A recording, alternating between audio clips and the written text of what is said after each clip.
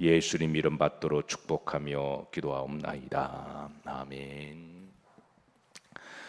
자, 오늘 본문 말씀의 제목은 따라서 하십니다. 여호와를 의지하라. 우리가 지난번 말씀에 시인이 살던 시대가 어떤 시대인지 우리가 살펴보았는데요. 자, 크게 세 가지를 말씀드렸습니다. 첫 번째, 사람에게 영광을 돌리는 시대였음을 살폈습니다. 두 번째는 하나님을 조롱하는 시대, 세 번째는 우상을 숭배하는 시대였음을 살펴보았습니다. 자, 시인은 이런 불신앙과 패역한 시대를 살아가면서 우리 성도가 어떤 신앙의 자세를 가지고 살아가야 할지 우리에게 영적인 레슨을 주고 있는데요. 그것을 한마디로 이야기하면 여호와를 의지하는 신앙입니다. 오늘 우리가 봉독했던 말씀 가운데 자, 여호와를 의지하라는 말이 혹시 몇 번 나오는지 한번 헤아려 보셨나요? 우리가 봉독하는 중에 여호와를 의지하라는 말이 반복적으로 많이 나오는데요. 자, 3번 나옵니다. 자, 9절 보시면 이스라엘아 누구를 의지하라? 여호와를 의지하라. 10절입니다. 아론의 집이여 누구를 의지하라? 여호와를 의지하라. 11절입니다. 여호와를 경외하는 자들아 너희는 누구를 의지하라? 여호와를 의지하여라 라고 3번 권면하고 있습니다. 자, 이게 의지하라는 말은 신뢰하다, 우리가 뭐를 기대다 라고 하는 뜻을 가지고 있는데요. 이게 의지라는 말을 제가 사전에 찾아보니까 우리가 흔히 많이 쓰고 있는 용어임에도 불구하고 제가 사전을 좀 찾아보니까 어디에 뭔가 좀 기대다라고 하는 뜻을 가지고 있더군요. 요즘 사람들이 반려견들을 많이 키우십니다. 반려견들 이제 우리 가족이라고 생각하죠. 그런데 그 반려견을 키우는 이유가 사람마다 다 다양하겠지만 아마 가장 많이 나오는 대답이 그게 의지가 된다는 거예요. 그 별것 아닌 것 같아도 특히 외로울 때 의지가 된답니다. 또 그런가 하면 밤길에 혼자 갈 때 그 별것 아닌데 강아지 한 마리가 함께 가면 의지가 된다는 거예요. 그래서 이제 반려견을 키우는 동기와 목적이 다 다르겠지만 어쨌든 우리가 뭔가를 의지할 수 있다고 하는 것도 저는 좋은 일이라고 생각합니다.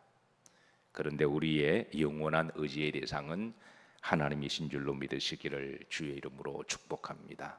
그래서 본절에 보면 신뢰의 의지의 대상을 분명하게 밝혀주고 있습니다. 자, 신뢰와 의지의 대상은 9절에 보면 누구를 의지하라? 여호와를 의지하라. 이 의지는 신뢰라는 말이기도 하죠. 의지하고 신뢰, 이게 원문에 보면 이게 다양한 말로 번역이 됩니다. 그래서 어떤 부분은 의지, 어떤 부분은 신뢰, 어떤 경우는 믿음이라고 이제 다양하게 번역이 됩니다. 자, 우리가 반려견을 조금 좀 외로울 때, 무서울 때 약간 의지가 됩니다. 그렇다고 신뢰의 대상은 될 수가 없는 거죠. 우리의 구원의 대상은 될 수가 없습니다. 잠깐 길을 걸어갈 때, 잠깐 외로울 때, 뭐 때로는 친구가 될 수는 있어도 우리의 영원한 의지의 대상, 신뢰의 대상은 하나님인 줄로 믿으시기를 주의 이름으로 축복합니다. 그렇다고 이런 반려견 필요 없다라는 게 아니에요. 도움은 됩니다. 그러나 우리의 영원한 의뢰의 대상은 여호와임을 드러냅니다. 10절에 보시면 여기에도 우리의 신뢰, 의지의 대상을 분명히 밝힙니다. 10절에 누구를 의지하라? 여호와를 의지하라. 여호와를 신뢰하라. 자, 11절입니다. 여기에서도 자, 너희는 여호와를 뭐하여라? 의지하여라. 좀 더 강조법을 써서 의지하여라 라고 우리에게 권면을 하고 명령을 하고 있습니다. 사랑하는 성도 여러분, 여호와를 의뢰하시기를 주의 이름으로 축복합니다. 여러분의 믿음 정 가운데 늘 여호와를 의지하시고 신뢰하시기를 주의 이름으로 축복합니다. 성경에 보면 우리가 의지, 신뢰의 종류가 여러 종류가 있음을 알려주고 있는데요. 우선 사람을 신뢰하는 것을 알려주고 있습니다. 잠언 29장 25절입니다. 사람을 두려워하면, 여기 보면 또 의지하면이란 말입니다. 이게 원문에 보면 또 이게 두려워하면 하고 되어 있는데요. 원래는 의지하면, 그래서 어디에 걸리겠거니와 올무에 걸리겠거니와. 우리가 외로울 때 사람도 도움이 됩니다. 그렇다고 사람이 신뢰의 대상은 아니죠. 너무 의지한 나머지 그 사람을 하나님처럼 너무 전적으로 의지하게 되면 상대도 좀 부담이 되기도 하고 사람 자체가 불안전하기 때문에, 그래서 때로는 어떤 일이 일어날 줄 모르는 일이죠. 그래서 사람을 의지하면 어디에 걸리게 된다고요? 올무에. 올무는 시험을 이야기합니다. 그래서 우리가 여기에 이제 지혜가 필요합니다. 사람의 필요 없다라는 말 아닙니다. 그러나 우리의 영원한 의지의 대상은 하나님이시라는 거예요. 그래서 사람을 의지하면 올무에 걸리겠거니와 여호와를 의지하는 자는 뭐하리라? 안전하리라. 이게 여호와를 의지하는 자는 안전하리라 그랬습니다. 사람은 내가 사랑의 대상이지 의지의 대상은 아니죠. 성경에는 우리가 지난번 말씀에 이 두 계명이 온 율법과 선지자의 강령이라고 하시면서 하나님을 사랑하되 마음을 다하고 목숨을 다하고 뜻을 다하여 하나님을 사랑하되, 사람을 사랑할 때는 내 자신 정도만 사랑하라라고 그렇게 한계를 정해주고 있습니다. 사람은 내가 섬기고 내가 사랑해야 될 대상이지, 너무 사랑한 나머지 그 사람을 너무 신뢰하게 되면 그 사람을 통해서 우리가 올무에 걸리게 되고 때로는 시험에 걸리게 되고 어떤 경우는 믿는 도끼에 발등이 찍혀서 그래서 아픔과 상처가 되기도 합니다. 자, 두 번째 시편 44편 6절에 보면, 자 여기는 또 뭐를 의지하지 말라 가르쳐주고 있습니다. 합독합니다. 나는 내 활을 의지하지 아니할 것이라 내 칼이 나를 구원하지 못하리이다 그랬습니다. 여기 활, 칼은 무기를 이야기하죠. 활과 칼. 이거는 이제 언유법인데요. 이거는 권력을 이야기합니다. 힘을 이야기합니다. 또 돈을 말하기도 하고 또 직위를 이야기하기도 하고 또 때로는 이제 이런 세상의 권력, 화무시비롱이라는 말이 있잖아요. 아무리 권력을 지어도 그 권력은 여름날에 열흘 정도 가는 꽃과 같아, 그렇게 비유를 하는 말입니다. 아무리 권력이 있어도 아무리 힘이 있어도 그건 잠깐 지나갈 뿐이라는 것이죠. 그래서 성경은 우리들에게 이런 활이나 칼이나 권력을 그렇게 의지하지 말라. 그럼에도 불구하고 하나님은 우리들에게 잠깐 이제 이런 이 권력이나 물질이나 이런 걸 맡겨 주실 때가 있어요. 칼이나 무기나 권력이나 이런 물질이나 그걸 우리에게 맡겨 주실 때 그걸 의지하고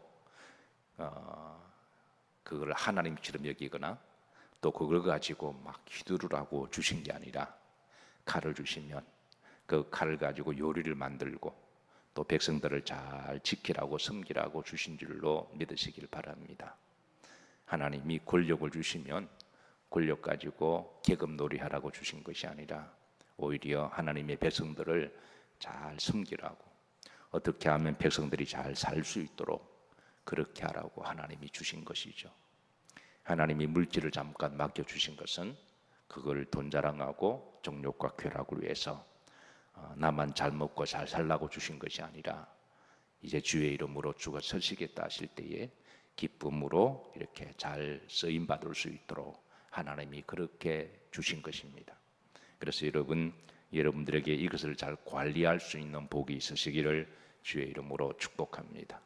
그러면 하나님께서 하늘에 상도 있게 하시고 그리고 하나님이 더 풍성하게 채워주실 것이에요.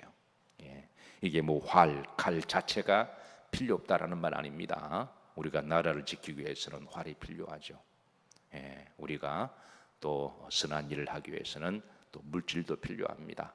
그래서 이것을 의지하지 말라 그러셨지 이건 필요 없다라는 말이 아니라는 것이죠. 세 번째, 자, 자신을 인생을 의지하지 말라. 시편 이사야 2장 22절입니다. 합독합니다. 너희는 인생 자신을 의지하지 말라. 그의 호흡은 코에 있나니 생활 가치가 어디 있느냐. 그랬습니다. 여기에 자신을 의지하는 사람, 어떤 사람은 자신을 의지하는 사람이 있습니다. 그런데 그 호흡은 코에 있다라는 거예요. 한순간에 하나님이 생명을 거둬가시면 아무것도 아닌 인생이라는 것이죠.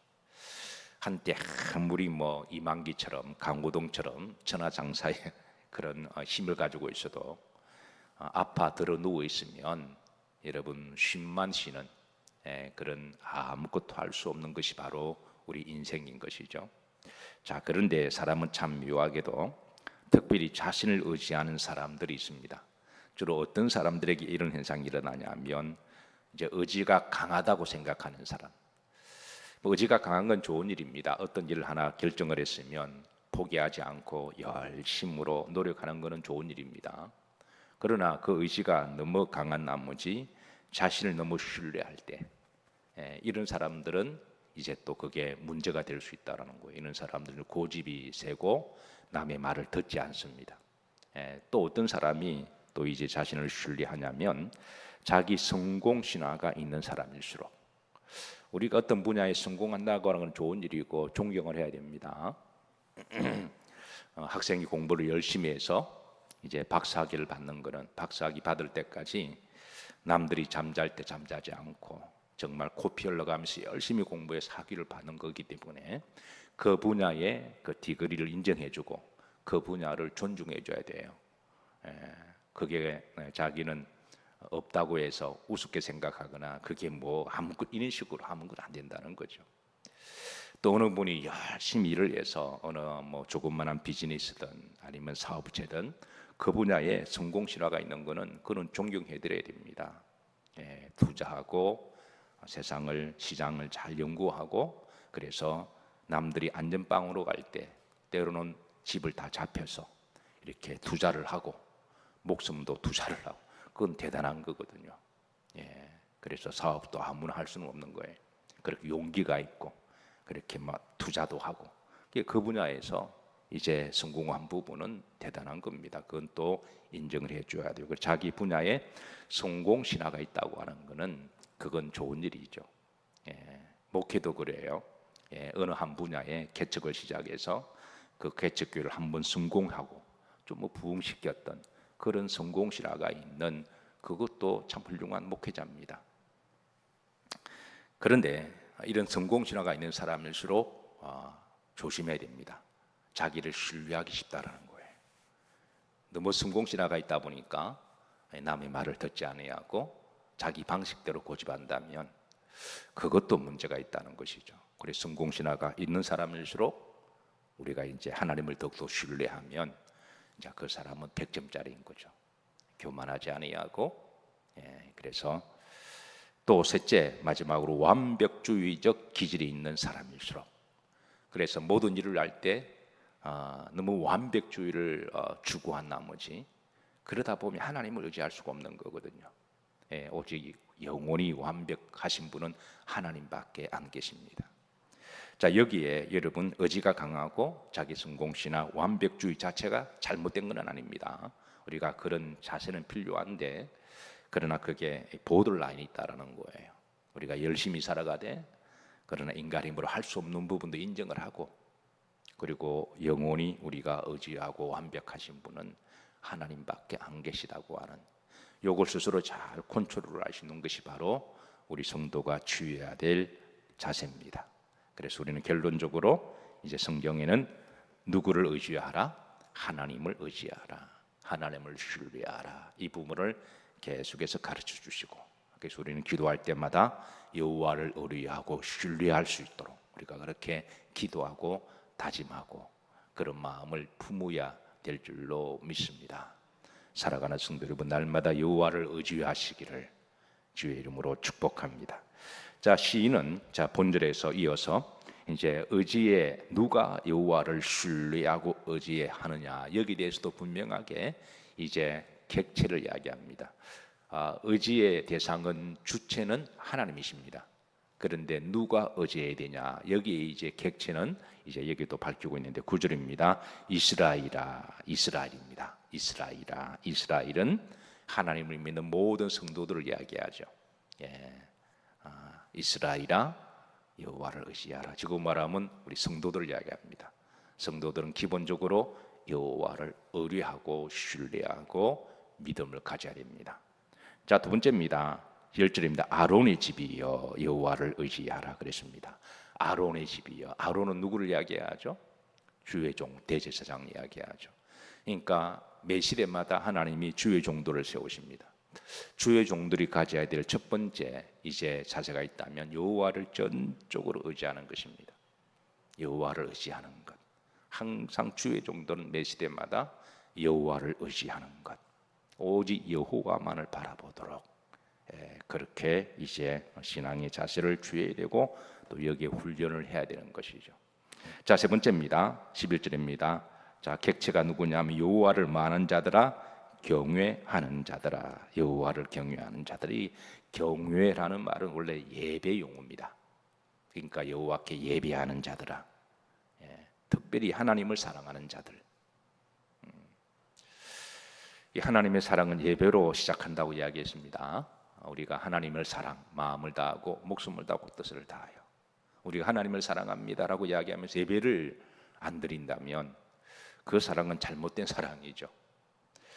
하나님을 사랑한다고는 예배에 대한 사모함, 예배에 대한 어떤 신앙의 자세가 바르지 아니하고 예배를 우습게 생각하고 어떻게 하나님을 사랑할 수가 있나요? 그건 영적으로 성경적으로 이게 성립이 안 되는 겁니다.